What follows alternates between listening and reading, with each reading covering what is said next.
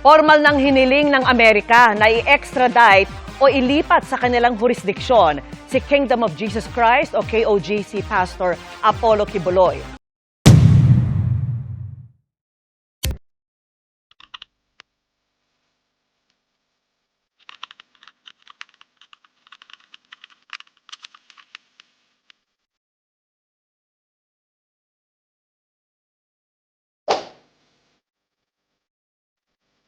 Formal ng hiniling ng Amerika na i-extradite o ilipat sa kanilang jurisdiksyon si Kingdom of Jesus Christ o KOJC Pastor Apollo Kibuloy.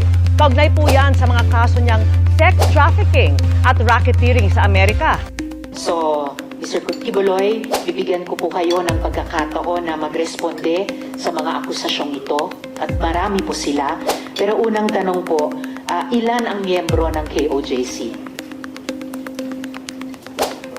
Salamat po, Madam Chair, sa pagkakataong ito na makaharap ko ang lahat ng mga nandirito at narinig ko ang kanilang mga testimonya. At magpasimula po tayo kay Ms. Valdehuesa. Pastor Kibuloy, Mr. Kibuloy, yung tanong ko muna, ilan ang miyembro ng KOJC? More or less po sa tingnan ko po muna ang exact na Kahit in estimate po. more or less po, including mga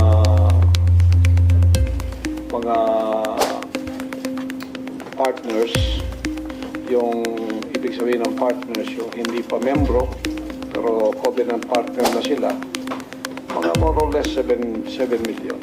So kasama, so miyembro plus covenant partners, mga 7 million sa inyong pagkabilang.